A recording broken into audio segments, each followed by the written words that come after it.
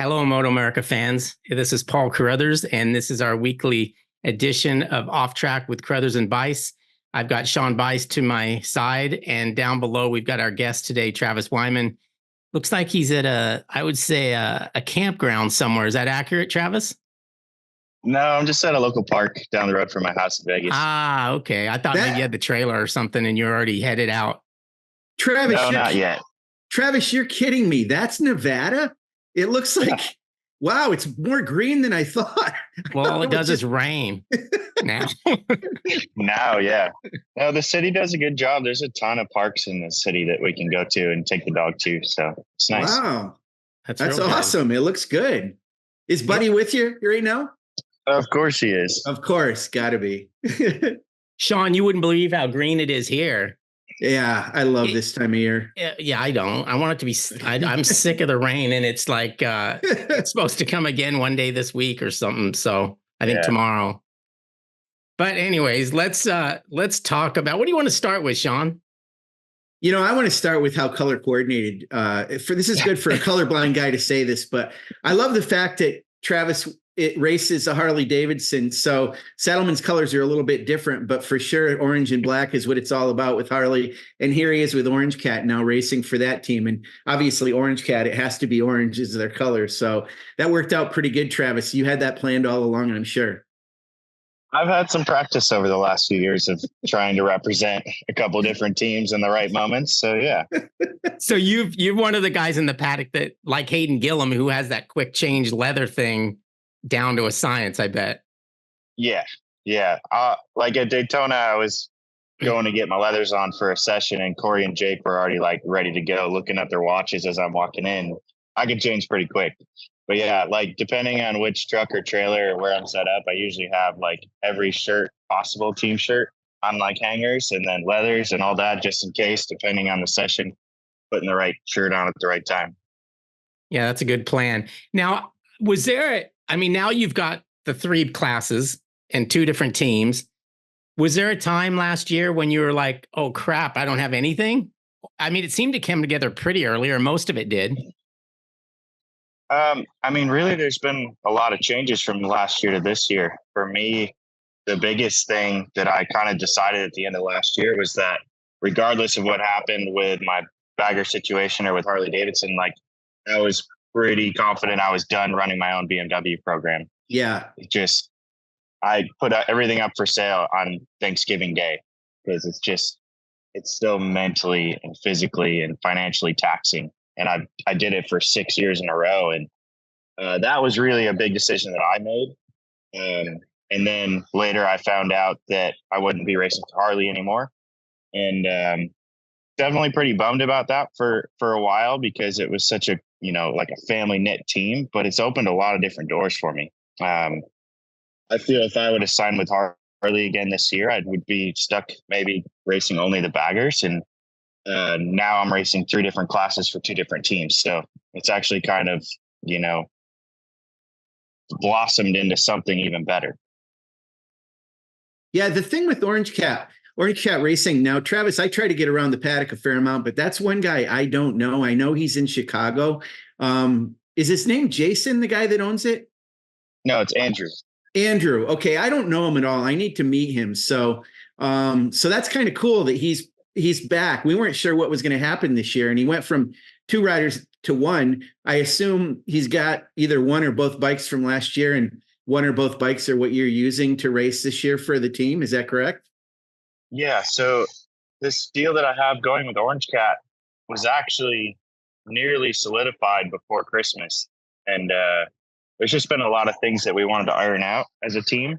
And Andrew's kind of leaned to me to kind of forecast and make a lot of these decisions based on my experience. But him as a well-established team, like he already had plans in place. I think it was just a matter of, putting the right people in the right positions and then finding a second rider.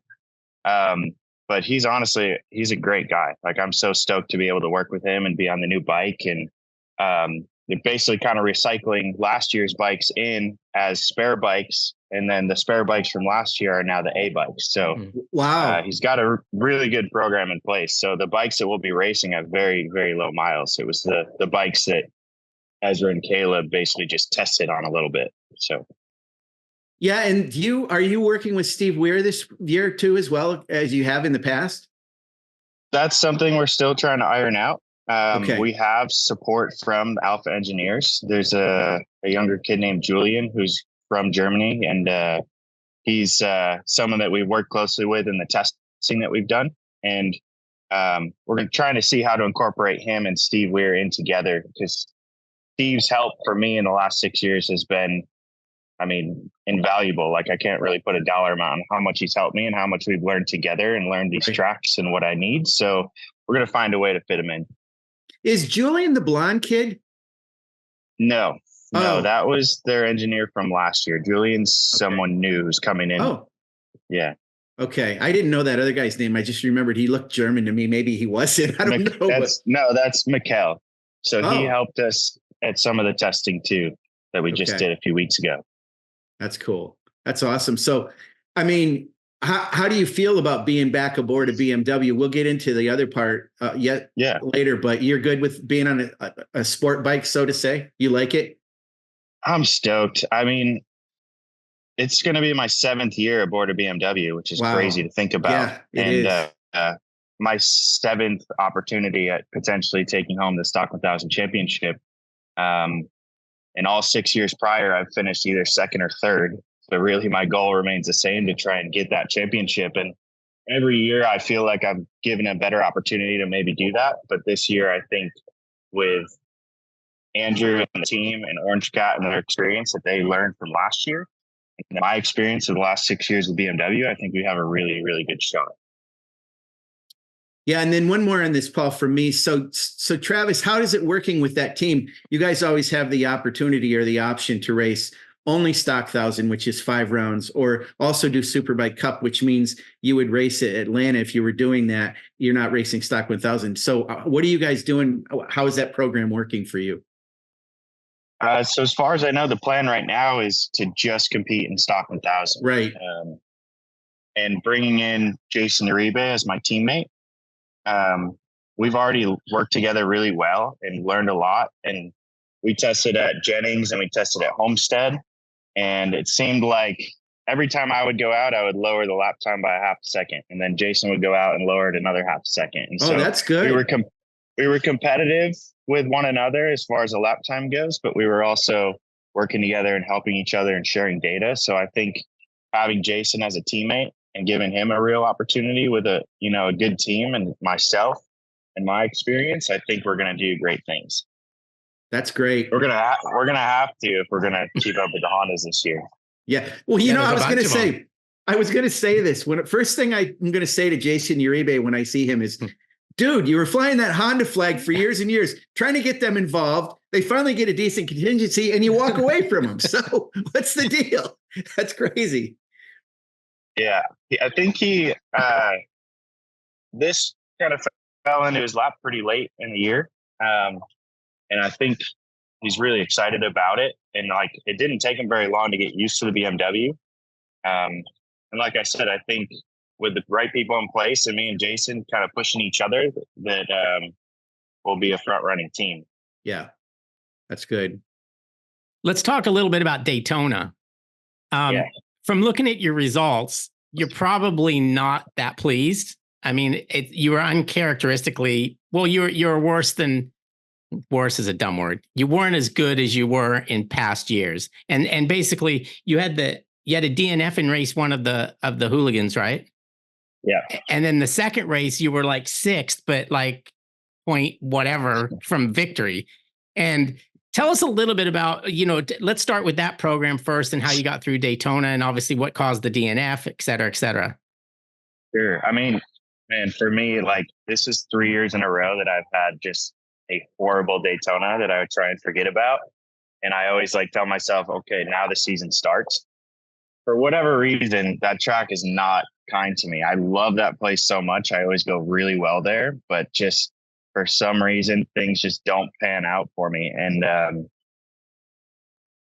the Saddleman program, I'm giving all the, the credit right now to Andrew and this BMW team, but I got to give credit to Dave and Saddleman for bringing me on, because the Hooligans platform is something that is so new to me.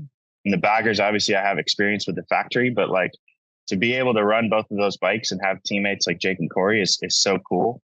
And if I had to say one thing, I wish we had a little bit more time to test and develop before Daytona. Because like the first time I ever saw the Pan America was the Monday before Daytona.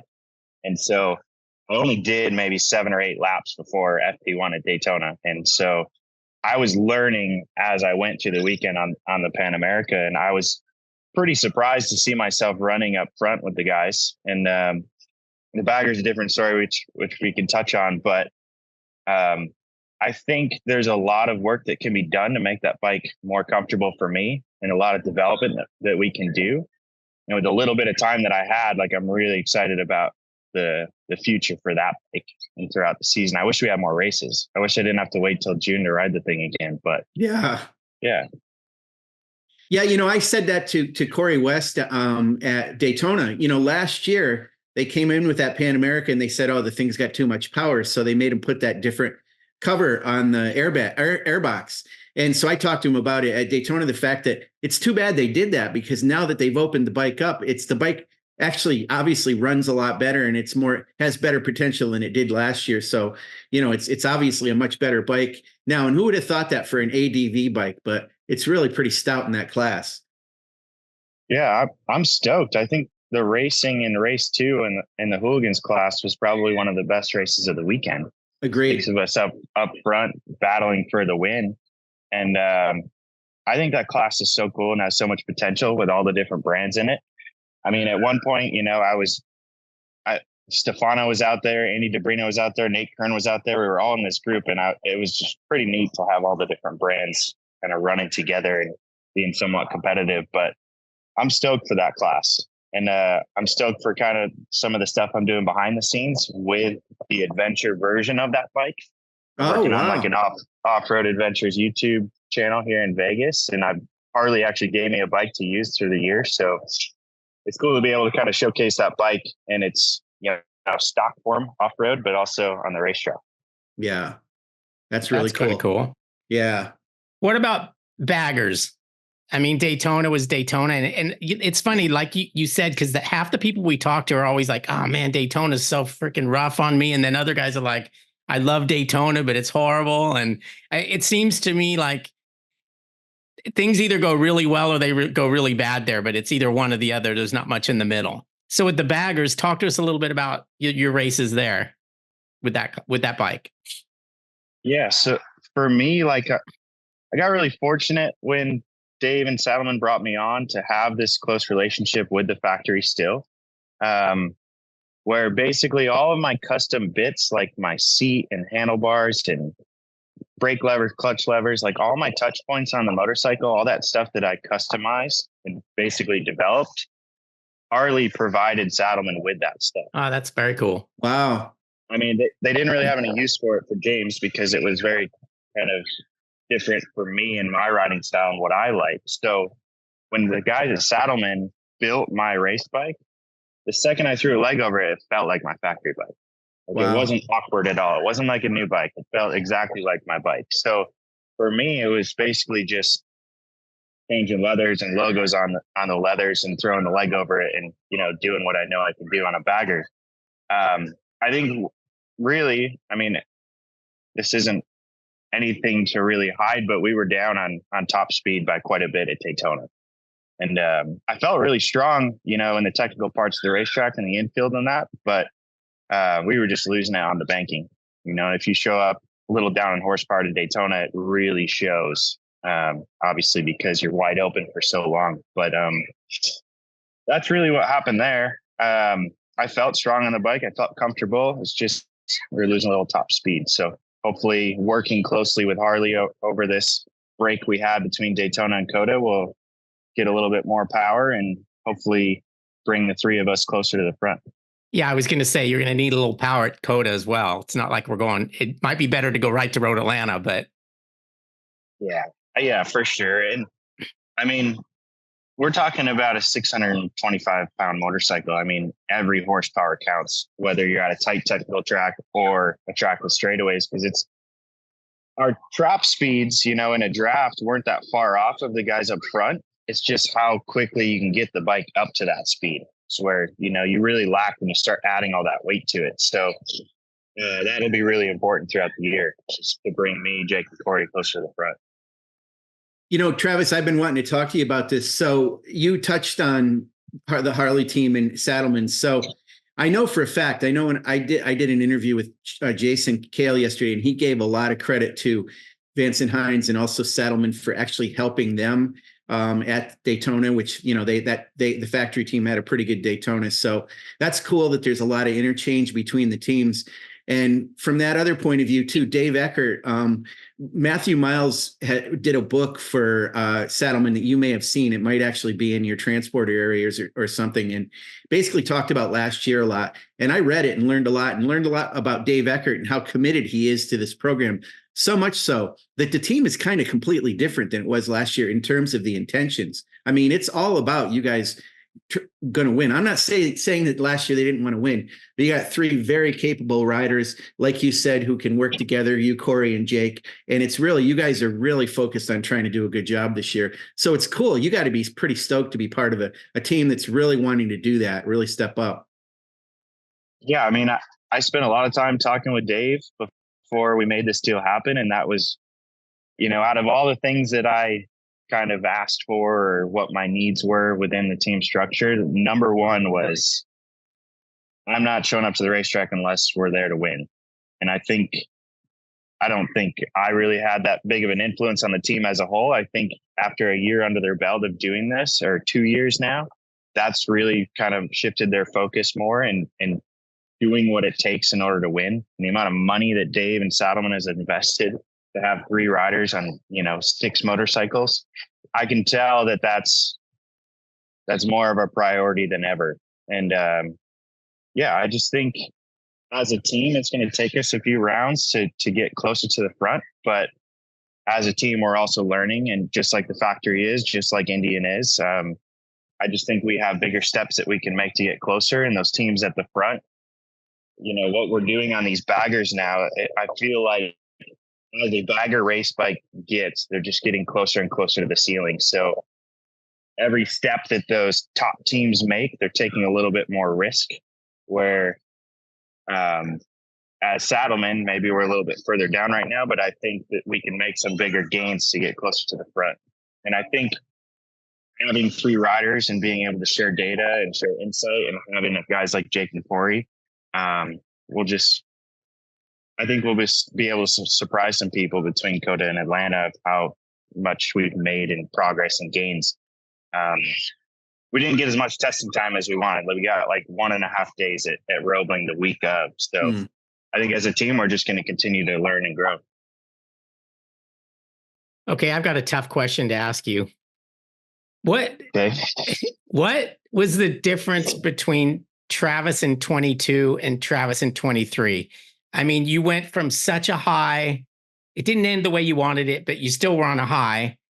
And then you got, I don't want to say rock bottom, because you haven't done that. But what happened? What changed with Travis? Was it a confidence thing? Was it a pressure thing?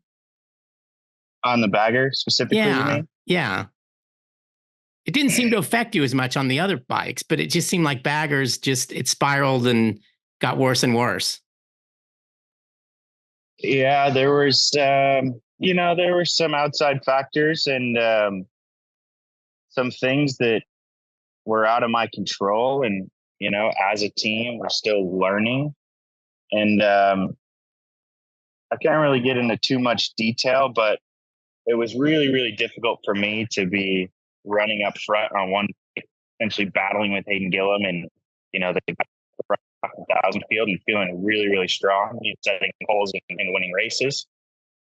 And then feeling like I was putting in more effort in the bagger and actually suffering and finishing, 7th, 8th, 9th place. And it was really, really tough for me to wrap my head around. I pointed the finger at a lot of different factors, the tire change or, my feeling on the bike. We changed so many things throughout the year, and it never really seemed to click for me. And unfortunately, we didn't actually find our pace again until the last 2 rounds of the year, where I was back on the podium on the bagger and running up front. Just things weren't clicking really on the Harley side, and it's unfortunate because it ultimately cost me my ride for this year. But I'm really fortunate that I had my own BMW program at the same time, because my mindset and on the bagger was tough because I was struggling. I was riding it as hard as I possibly could, as well as I possibly could, but the times weren't showing. I'm glad that I had my BMW program because it proved to me that I could still be competitive. If I was only racing baggers last year and struggling like that, I probably would have thrown in the towel and thought I couldn't do it anymore. Right. It was. Oh, sorry, Travis. I was just going to say it was super painful even for us. I mean, it's one of those things. We all looked at it and we said, my gosh, the 2 Wymans for a factory Harley team. It's the most perfect situation you could ever ask for. But it didn't go, sometimes those things just don't go according to plan. And, unfortunately, when these things happen, sometimes people, I'll be guilty of this. I didn't talk to you much towards the middle of the year because I didn't know what to say. But I did ask Kyle at one point, like, what's going on? He goes, he had tears in his eyes. I mean, he was so upset about the whole thing. And we all did. I mean, it was just, we didn't want that to happen the way it did. And, we don't know what it was, but it's this situation that you came into this year. It just seems like it's a great solution. And to be able to also be in stock 1000 on a sport bike again, you can snap right back and get right out of that again. Definitely. There's no doubt. Yeah, I hope so. I mean, like I said, I can't really put my finger on it, or at least I can't really say, although I know that we came on strong at the end of last year. And as bummed as I was about losing that factory ride and being teammates with Kyle and all the things that could come from that, I took a little bit of time to kind of accept it and overcome it. And then I realized what it's done, that stupid saying, one door closes, another opens, is really true, because it's just allowed me to now have these opportunities in front of me with the Hooligans and with Orange Cat. And really, I said it the last 2 years, I want Daytona to just disappear and not exist anymore and just keep pushing, and really looking forward to the start of, the Stock 1000 Championship at Barber. I'm looking forward to these next 2 rounds and really starting to get into some of my more favorite tracks, I guess, or tracks that I do well at. And I'm just excited about the opportunity. I think it's also pretty cool. And Sean touched on this before, but Harley Davidson, they include all of the Harley Davidson guys, like in the promotions and the things like that. So you're not going to be missing out on what's perceived as like some of the fun stuff or some of the good promotions that they do. And they do a lot of it. So it's also cool that with Saddlemen, you're still a part of that. That's still part of that big family. Yeah. And I think me, Kyle, and Cody have kind of woven ourselves into the factory as a whole, and the family there, and the development side, and the press side. I think, at least from what I'm told, is like I'm still going to be involved in a lot of the behind the scenes press events and things that we do through Harley Davidson. And they loved the 3 brothers and the aspect of it and what that means to the factory and having our dealership at home. And I think being a part of Saddlemen and still racing Harley Davidsons and doing what I'm doing with the Pan America, it's just going to keep us in the family. So that I'm very fortunate to still have. Yeah, that wouldn't have been the case if you went and rode an Indian. Correct. Correct. So Travis, this thing about Nevada and you living out in Las Vegas and all that, is that just something that's going to continue with you? I keep thinking maybe you're going to come back to New York, and maybe you're not at this point. You've been out there a while. You've got things that you're working on. Tell us what you're doing in Las Vegas. I assume you're still doing the driving school and all that kind of stuff, but what's it going to take to get you back to the Empire State?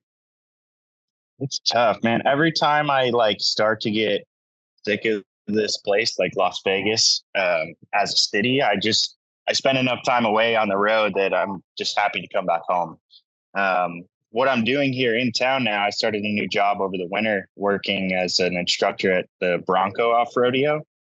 It's a Bronco school. So I spend a lot of time. I spend a lot of time in the mountains and out in the desert. And it's kind of just opened up a new passion for me right? Being in the off-road world of things, the four-wheel world of things, like I really enjoy doing that. There's a similar sense of freedom to riding a motorcycle as there is just like cruising through the desert in an off-road capable vehicle. So I don't know. It's hard to say if I'll ever leave this place. I do enjoy the weather out here, and I love, my friends' atmosphere out here, and, being able to do my other hobbies, like play golf and play ice hockey and do mountain biking and be outdoors. I think this city kind of suits that for me for now, but we'll see. Maybe I'll get sick of it again this summer. I don't know. That's cool that you're doing that Bronco thing. That dovetails pretty well with the Pan America too. I mean, both kind of ADV vehicles, so to speak, right? It does. Yeah. I do love it a lot. And I hadn't really ridden a two-wheel off-road bike in a long time. I sold all my dirt bikes years ago because I kept getting hurt. And I've learned a lot in the off-road world of things through like the Ford Performance Racing School. I was working up in Utah, and now this program I have here at home. It's just opened up a whole new world of Las Vegas that most people don't even ever get to experience. You basically head in any direction out of the valley here, and you're in public land. So you can go off-roading, you can go shoot guns, you can go do camping, hiking, whatever you want. So yeah, it's pretty cool. I got to admit, it does look pretty good. When you first came on, I thought it was a fake backdrop at first. I think that could be real.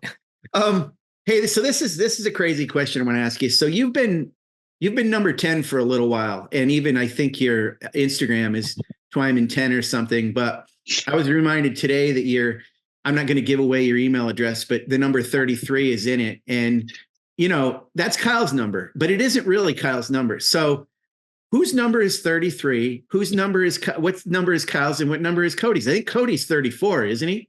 Yeah. I mean, how does it go?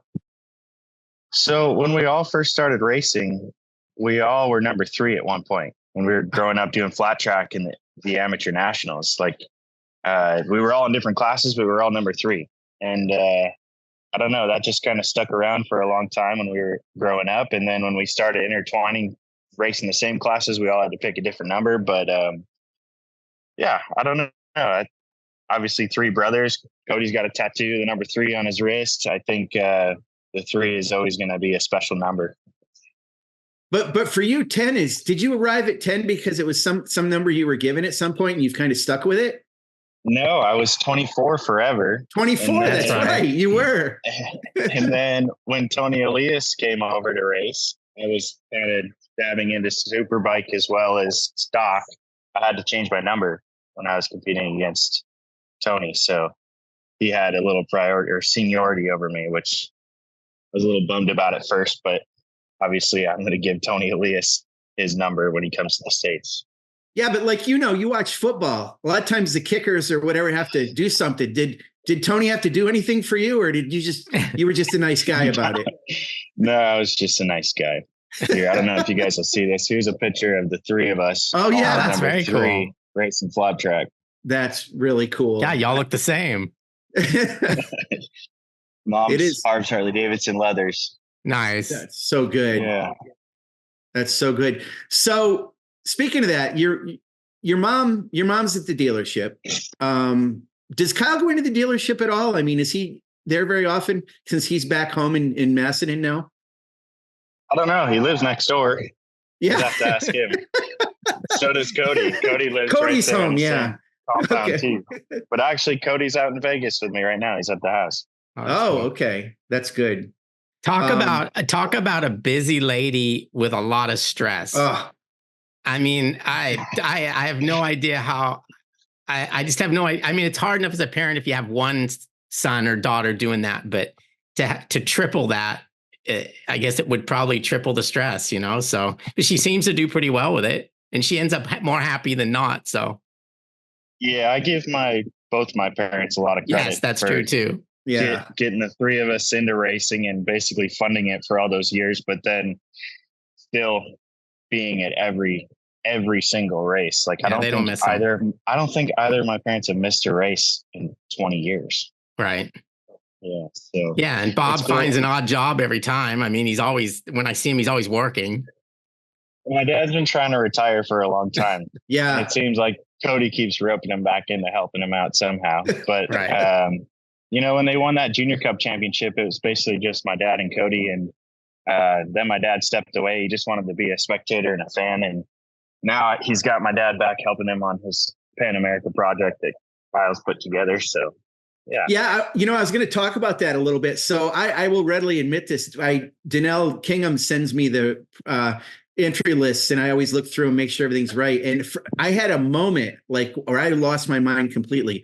I thought you were one of the KWR riders. I completely forgot. So she set me straight, and I was like, oh, that's right. He's racing in Hooligan, but he's not on that team. That's Hayden Schultz and Cody Wyman. So it was really confusing me quite a bit. But yeah, this is a team that Kyle has started with Cody and Hayden Schultz, who back in the day, I think either was involved in Kyle's team with the XR 1200s or leased bikes or something. There's some connection there, right? Yeah. I'm sure it was strange to see Kyle Wyman Racing show up on another entry list too, but it's cool what they're doing. And I mean, it's funny because when we showed up to Roebling on that Monday to test, like me, Jake, Corey, Cody, and Hayden, none of us had even thrown a leg over the bikes. Like none of us the bikes hadn't even been running yet. We had to have an engineer from Harley come out and, flash the bikes so they could be basically capable of testing. So we were all kind of at the same place at Roebling, and it was cool to see Cody running up front as well at Daytona and damn near winning the race in race 2. So it's cool to have a couple of teams that have different sources of revenue, financials that they're putting into this, and but also rooted with Harley as a factory, because the factory really wants to see the Pan America do well in the Hooligans class. Yeah. And so to not only have Jake and Corey as teammates, but to have Cody and Hayden to kind of lean on as well is really cool.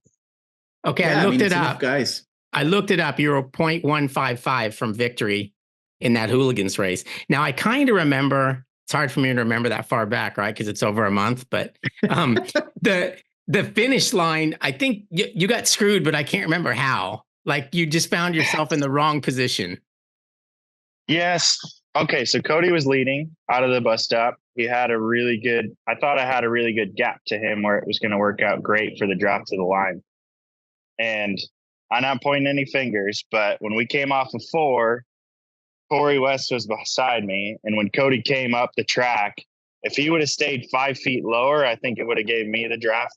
Oh, yeah. He moved up against the wall, and Corey got a perfect run. So me and Corey were side by side, and it was really up to Cody to determine which lane he was going to pick and who was going to get that toe to the finish. So basically 5 feet of line choice different, and it would have changed the whole outcome of the race, that's what's so exciting about Daytona. So for you, he picked the wrong one. He picked the wrong one, but in his defense, he was trying to win the whole thing too. Yeah. He was the only one brave enough to lead out of the bus stop. So. Right. That's a good point. That's not an easy thing to do. The fact that he led off of 4 and still stood on the podium is really cool. Yeah. Yes, that's true. It usually doesn't work that way. So we learned a while ago, either on a podcast with you or in a press conference with you, not to ask you who your favorite brother is, but I was going to tell you not to do that. Well, I'm not going to, but I'm going to come close. I'm going to come close to not to. So you're racing a Pan American Super Hooligan. You know where I'm going with this? A BMW M1000RR in stock 1000. And a Harley Davidson Road Glide in baggers. Do you have a favorite? Is there one you have more of you want to do more on, or do you just want to win all the races? It doesn't really matter. Well, it's kind of unique. I'm racing against Cody in the Hooligans class, and I'm racing against Kyle in the baggers class. Well,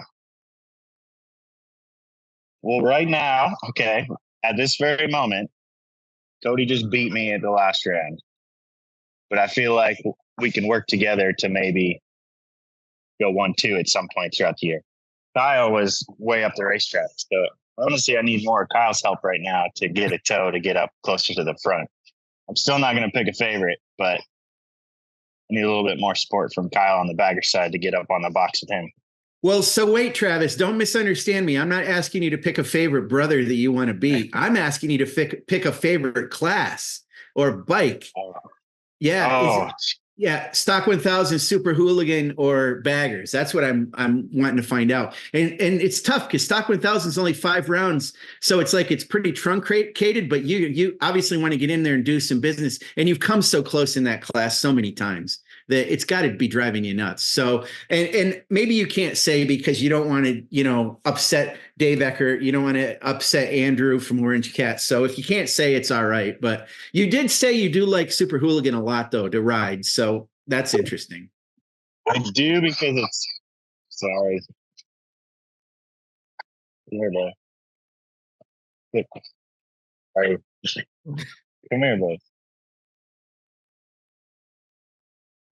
You calling out to Bree? Hey.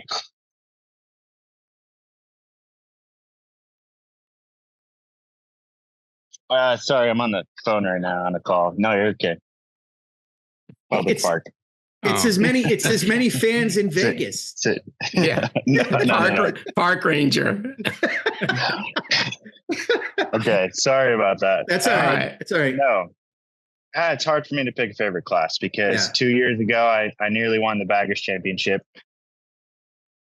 Every year for the last 6 years, I've nearly won the Stock 1000 Championship, and now the Hooligans, I feel like I've got a shot there as well because we were competitive right off the gate with very little testing. So, I can't really put my priority anywhere. All I will say is, for me on a personal level, I've invested so much time, money, and effort into the Stock 1000 program by running my own race team. That championship to most probably wouldn't mean a whole lot, but I think to me it would mean the whole world to actually, get that number 1 plate in stock. But I don't know, my heart is also in the baggers because I feel like with my brothers, we've kind of helped elevate that series and that class through Harley Davidson. That's really cool. But then I also have this passion project with the MotoAmerica that I'm doing outside of it. So I don't know, maybe I spread myself a little thin at times, but I think the more riding I can do, the better. And I'm definitely not getting any younger or any faster, hopefully, but or slower. But I'm just excited for the opportunity to race for both of these teams, and the effort that they're putting into me, I hope to be able to put back into them. Well, I think having 3 times the opportunity to do well, it's got to be a good thing. Odds are better. Odds are better. Yeah. Yeah. Speaking of Vegas, but before we cut you loose, I just want to ask you, how cool is it that you guys are racing baggers at MotoGP? Yeah, we needed to talk about that. I mean, it's pretty cool. I think it's going to be pretty badass because I know the MotoGP riders are going to want to come and look at these bikes. I raced against Jack Miller when I was over in Australia, and I was like, dude, you should come jump on a bagger. And he was like, maybe one day. And I just, I know a lot of these guys have seen the racing, and I know a lot of the team owners and fans have followed the baggers. And I think this is a whole new, just different realm of motorcycle racing, like that we've done in the past, like the XR 1200s when we raced in MotoGP, or in the past when we've had support races with MotoGP. Like that's always been really cool, but this is just so different that I think it's going to draw in a lot more fans. And I think the racing at COTA last year was really good. So hopefully we can put on a good show for everyone that's there. And with the momentum this class has, no better place for it than the world stage. So we'll see. All right. I don't have anything else. Do you, Sean? The only comment I want to make, Travis, is with you, you talk about the unbelievable development of King of the Baggers. And every time we go into a round, we know we're going to have new records. So we always plan on, okay, well, this is what the track record is now. It's going to change. So the thing I think about with you is that very first race that we had at Laguna Seca. And of all the riders I remember out there, you stand out to me because your bike was so unusual. It's like you were doing a push-up on that bike. The seating position was odd. It was a turbo too, wasn't it? Mm-hmm. Yeah, it was the Trask Performance turbo bike. Trask bike. And it was just, you think about, there was all kinds of stuff that people didn't know what was going to happen with that series. how it was going to evolve. And you got to think back to that and think, wow, this whole thing has come a long way. And I'm not disparaging that bike at all. That was a cool solution to the issue, but obviously evolution over time makes things kind of come together a little more conventionally. So you got to look back at that and go, man, I can't believe I rode that thing. Just the way you sat on it was so different too. It is funny because I still have pictures I posted from that weekend on that bike, and to see how far it's come just in the development of what we're doing. Like, I was all stretched out, super uncomfortable on the bike, and I had like maybe 25 degrees of lean angle at Laguna. And now we're dragging our elbows and doing crazy stuff. So it's, it's cool. I mean, like, I think there's still a lot of people we have to get on board with the racing series, because I read the comments, I see, the posts and the new docuseries that Harley's coming out with, and it's all these really awesome things. And there's still those haters in the comments. And I think all we need to do is get those guys out to a race and see it live, and they'll appreciate it and respect it and understand that these aren't just, baggers, cruisers that we're racing anymore. They're like full on race bikes. Yep. And, it's really cool to see. Well, I always try to explain to them as well, as like, even if you don't like it, we didn't take anything away. We didn't take away super bikes because of this. Nope. We just added it. So if you go to the snack bar or something, but just shut your mouth and quit saying bad shit. Right. Right.